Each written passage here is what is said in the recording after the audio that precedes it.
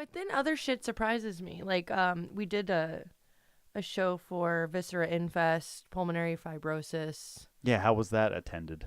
Very well. We thought that it was gonna, maybe do like 30 people, 35, based on the ticket sales, the pre-sales.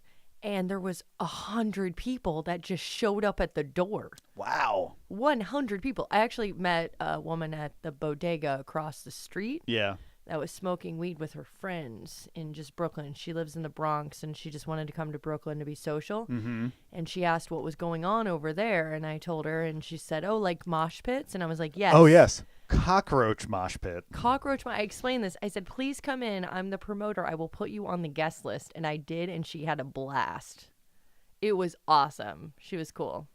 I also put her sister on. She didn't want to come, so she hung out outside. She made the right decision. It was great. She was like, literally, like, that's something I've been wanting to do forever. Like, I always see this shit on, like, TV. Thank you so much. It was great. That's nice. Like, converting one more person. But yeah, that was a crazy show. And sublime cadaveric decomposition. With Rome. What? Did I say that wrong? No. With what? With Rome. What is that? See, you're so old that you don't even know that, like, Sublime is, like, playing again with some new guy, but they legally can't call themselves Sublime, so they're Sublime with Rome. Oh. John, why did you go there? You should probably edit this out. No. All right. So, speaking of Spencer Gifts, which we were talking about earlier, I'm just thrown now.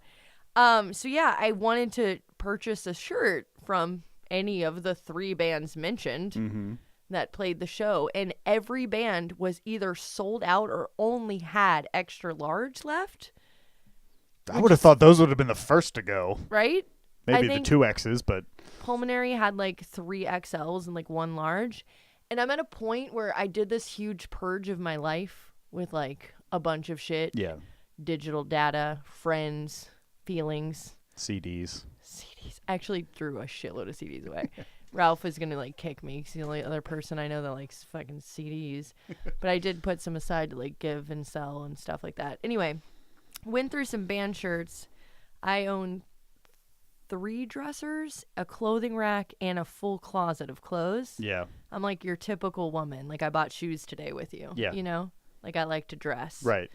And I had a goal to encompass all of my band shirts into one dresser, enormous dresser, by the way, with 3 huge drawers. And I did it. And I was like, fuck yeah. I purged like 2 garbage bags full of t-shirts, which I'll be like getting rid of somehow. Maybe I'll list them on our merch blog. We'll never actually have podcast merch. We'll just sell our own old band shirts. Like, here's a bunch of garbage 7 inches I don't listen to anymore. Yeah, and CDs. Check out our merch for the podcast. $3. Just, yeah, postage paid. I don't give a fuck. Yeah. Yeah, because I can't, it's hard to like throw these out, but like, you know, they're things that I don't want or need.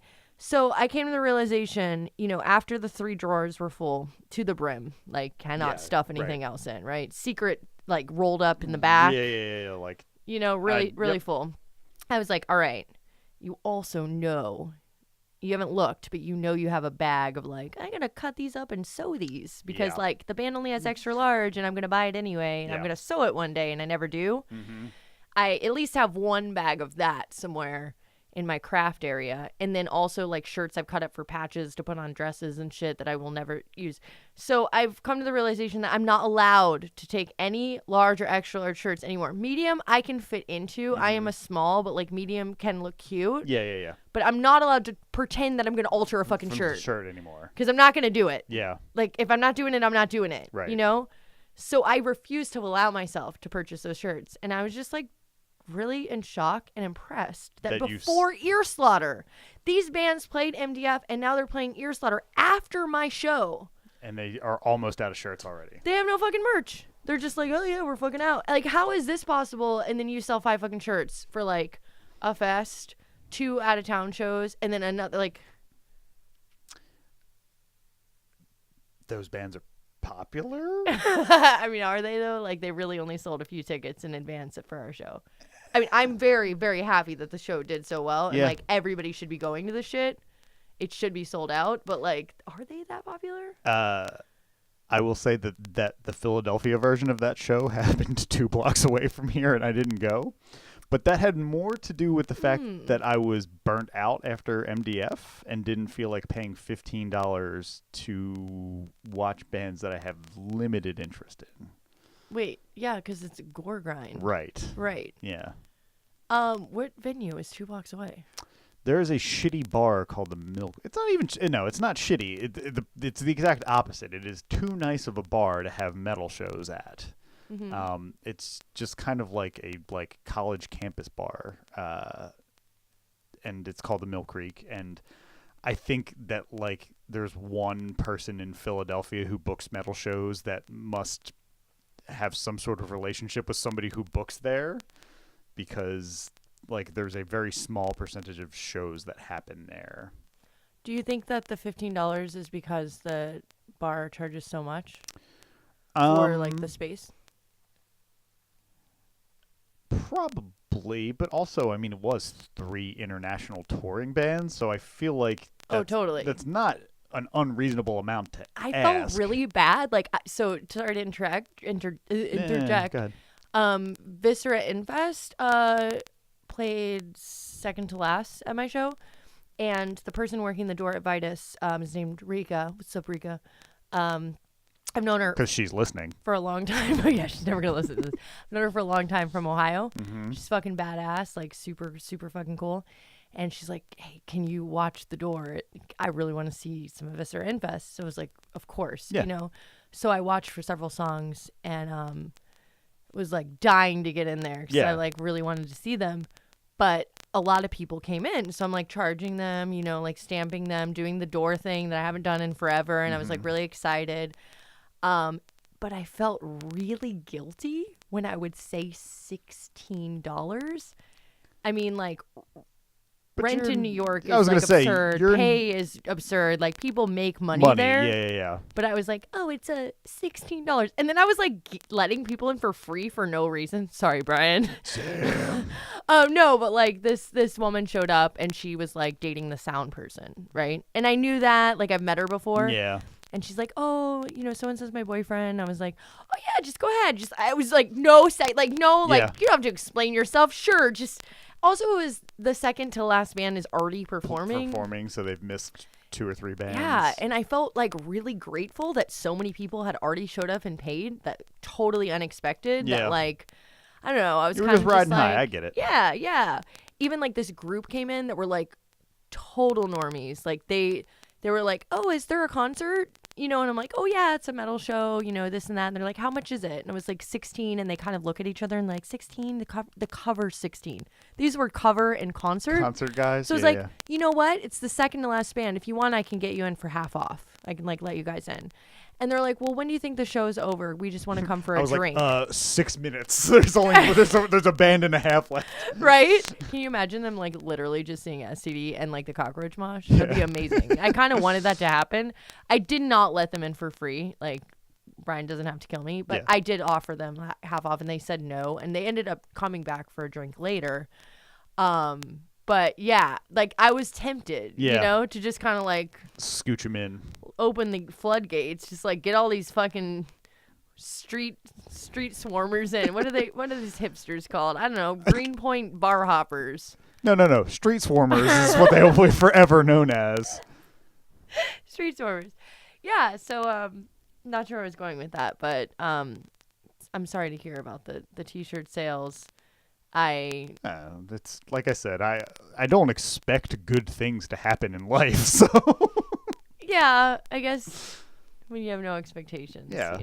It's hard to disappoint a guy who's like, cool, we didn't get like tomatoes thrown at us and like the old timey like hook didn't pull us off stage.